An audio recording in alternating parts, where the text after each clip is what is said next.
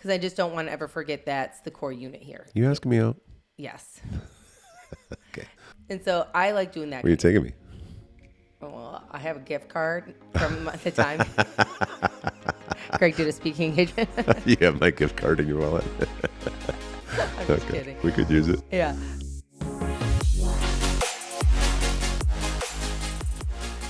Hello, everyone. We are Greg and Jacquie Francis, and welcome to High Performance Parenting, where our passionate goal is to encourage you to raise champion children in a crazy world. Every week, we will bring you multiple episodes from our extensive experience of raising our six happy, healthy, successful, godly kids who are confidently equipped to win big in life. We deeply believe that any parent who is provided with the right knowledge and continual support can raise amazing kids. And when they do, all of our futures get better. If raising up future generations of absolute champions matters to you as much as it does to us, here's how you can contribute. Like and share this podcast with everyone you know. And together, let's embrace this journey of raising champion kids in a crazy world. Okay, guys, we're back talking about how to replenish yourself and replenish your family, especially in the summer when it's the opportunity to do so before school, sports, other commitments usually start up. Yeah. And you had just went over some of the ways that you feel replenished, and you feel replenished on kind of like your and my time and time with the kiddos. Yeah. We went over kind of like how to do it on a vacation setting. I would say the only thing I'd add, and then we'll talk about yours, is there's also little things that replenish me throughout the day. And for me, that's like a workout. You know, playing basketball, doing something that has some form of competition, doesn't have to be like a 6-hour thing. It's like, you know, go do it for 45 minutes to an hour and 15 minutes. And I don't know, there's something about it, or even just a workout, you know. So a lot of times how I structure my day is I try to get a lot of work done before that. And then this gives me a really good mental break. And then I keep going. You know, you, on the other hand, probably do it in a little bit different order to a certain extent. But anyway, so how do you replenish? Again, I think it's such a good topic. I mean, the little replenishments, just to kind of go off that, I typically, so much has changed just because when our kids were littler, we happened to live in an area where a gym was close enough for me to go to. Yeah. And I love that time. I actually miss it. I'm excited we have a gym kind of popping up here soon. It is going to be just like that. And I love waking up when all the kids are still sleeping. I replenish myself right away in the morning by having like an hour by myself with the Lord, my quiet time. I don't want to be interrupted. Like, I want that time, 5 or so days a week. And then typically for me to feel replenished, I would love to go to the gym and do a good workout. And by then, either, the kids are starting to wake up, but they're old enough now where they can kind of manage themselves, and I'm not getting a phone call while I'm on the treadmill about, can I have, banana bread for breakfast, And so I would like to do that. And then from there, typically I come home and I'm ready to kind of start my day because I've had some time by myself. Now that we don't quite have a gym, it's kind of been all over the map. But since it's summer, it's been so nice. Like, I can wake up, have my morning time, and then go for my walk or go down to our gym that we have made here in our own home and kind of have my time. Or sometimes it's as simple as me just, running some errands, even with one kid, can be replenishing to me because I feel like I'm kind of giving to that one kid, but not so thin. So those are kind of the small replenishments. Another way I replenish myself on a smaller level is, hanging out with some friends and having some girl time. Love laughing, having fun, just kind of cutting up about stuff that, just girls get, you know what I mean? Whether it's motherhood or just whatever, I like to do that. I mean, I don't do it every week, but if I get to at least once a week, every 10 days or so, go out with a girlfriend, even if it's just a late lunch or a walk on the Greenbelt or dinner, just, I love that kind of stuff. That replenishes me quite a bit. Yeah. And then I would say trips and stuff, I like them. It's a lot easier now that our kids are older. It was a lot more work for me. Greg would enjoy going away, and the idea of it was fun, like the idea of creating these memories. But as mom, a lot of the responsibility of all the needs of the kids would fall on me. And because we had so many kids, even just going away from your house where your normal bedrooms are for the kids or the normal routine and stuff like that would exhaust me. The normal amount of bathrooms. Yeah. To be able to shower after they get out of a pool or something. Right. And then, as you can imagine, a VRBO, we typically try to find one big enough for our size family now. Yeah. But if we're staying at a hotel and we only have 2 bedrooms with everyone staying in them. Hotels are rough. or if we're at a little condo, it's 3 bedrooms and there's only 2 baths, like it's still pretty exhausting for me, Yeah. you know? And so, but the idea of the memory of it obviously outweighs that. But I wouldn't say those kinds of stuff in the past would really, you know, I wouldn't look forward to them and it wouldn't replenish me. Now I would say because the kids are older and we're kind of more flexible with stuff, I do enjoy it. Like I'm excited for our trip that we're going on in a couple of next week, I think it is, or something like that. Because, you know, we're taking all the kids, we're even taking the dogs. I don't like, you know, I don't have to worry about any of that stuff. And we're at the point where it's like, okay, so, you know, let's just have fun. Like whatever this looks like, let's just do it, you know? So I'm excited about that. I definitely think that I like with you and stuff like that, it replenishes me when we do things that like, for me, like that we don't always do. So for instance, we have a date night coming up. We don't always get a chance to get dressed up and go to dinner and like just you and me. Normally if we're getting dressed up, it's to go do something with somebody else. I like to remember that for me, it's you and me. Yeah. You know, because I just don't want to ever forget that's the core unit here. You asking me out? Yes. Okay. And so I like doing that. Where are you taking me? Well, I have a gift card from the time. Greg did a speaking engagement. You have my gift card in your wallet. I'm just kidding. We could use it. Yeah. But I think that, and I will tell you, some of the things that replenishes me is even like little things. Like I love taking family bike rides. Like we have the coolest little trails through our neighborhood here. And whether it's all of us or some of us, it is so fun going on little like, you know, family bike rides. Or sometimes it's really just fun to replenish by, you know, a neat night where we're just sitting outside and chatting. You know, like no stress. Everybody can just sit around our little, we have like a little gas fire pit area downstairs. And it's fun sometimes to just sit around and talk. And that can be replenishing for me. Or, you know, maybe sometimes it's as simple as all of us just sitting around in our piano room, chatting about, you know, things that we're excited about or thankful for. Yeah. That can be replenishing. Yeah.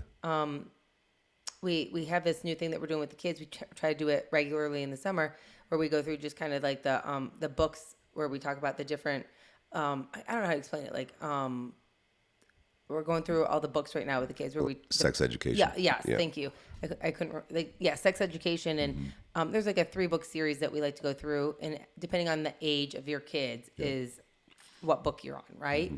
And for me, it's super replenishing because we sit down and we need to leave about 45 minutes for us to have this talk. We go over about a couple chapters in this book. It walks us through on how to discuss, obviously, the body parts, but then more importantly, how God sees sex and what that looks like in a husband and wife, and then eventually for them as adults when they get married.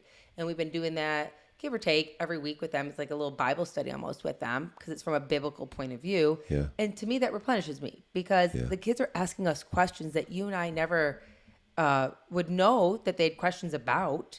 And as they've gotten older, these questions have gotten deeper and deeper. I mean, some of them started with like, you know, they were 6, 7, 8, 9, 10. Those questions are a lot different than 16-year-olds asking questions where they understand what sex is. But now in a world today, how to protect, you know, and take care of yourself. Not so much that we're worried about them going off to do something, but they could harm themselves by other environments and stuff. So I think some of those things, they don't have to be big unplugs for me, but putting your phone down and enjoying those moments during all those things I just gave you the example of replenishes me. Wow. That's great. Yeah. You can tell how we kind of build it into our life over time. And, you know, we're always trying to figure out, I don't even know how to describe it. Some people ask things like, how do you handle 6 kids, you know, and how do you guys handle multiple business with that? And it's like, I don't know. We're just decided we're gonna, do you know what I mean? And so I think if we had 7 kids, we'd handle 7 kids. If we had 8, we'd handle 8. No, it's not a promotion. It's not an invitation. Yes, I will. It's for sure. Let's do it.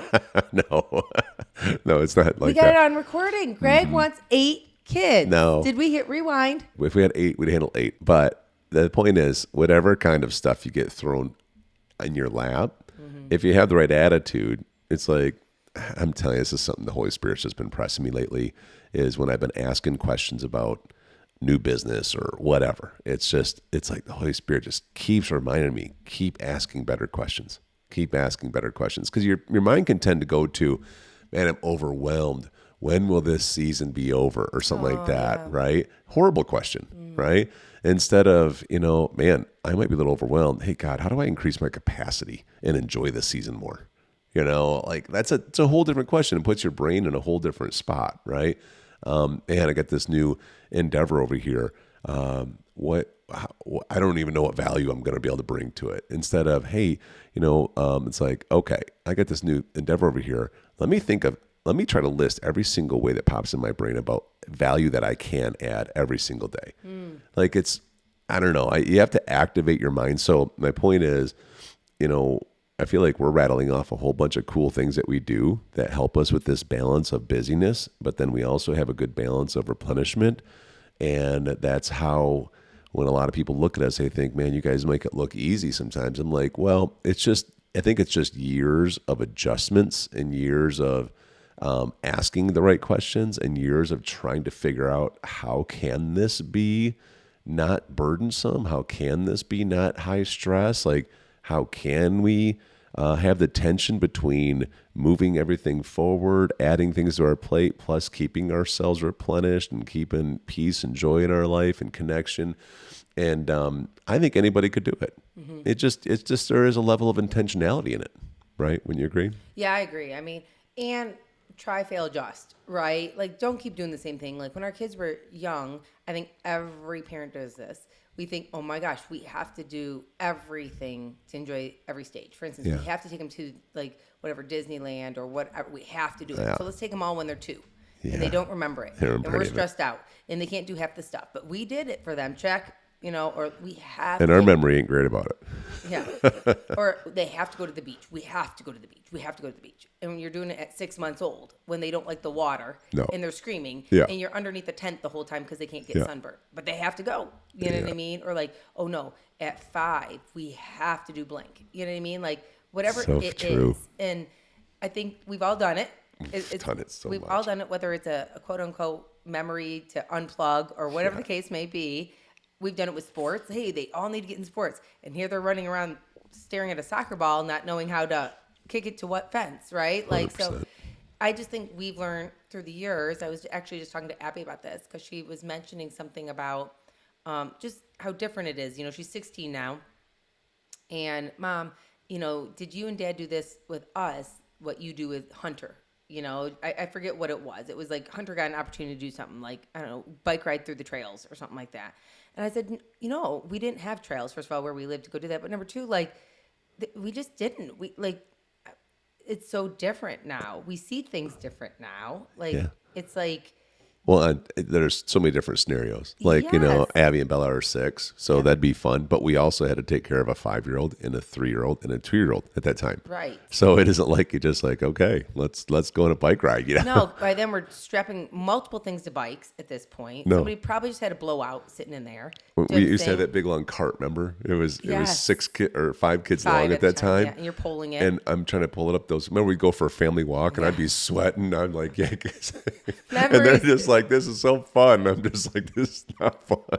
Yes, and all the things. It was just so different for us. And so I just look back, I'm like, no, and I go, and I just was thinking about it. I'm like, how different are we though, even? We've learned so much, you know what I mean? Of like, okay, like, now what? 16 years of parenting is so different than 6 months of it or the first 6 years of it, right? Like, and we understand each other better. Yeah. Like, what even does and what do you enjoy and what do I enjoy? And is it worth pushing for something that's not going to really be that fun?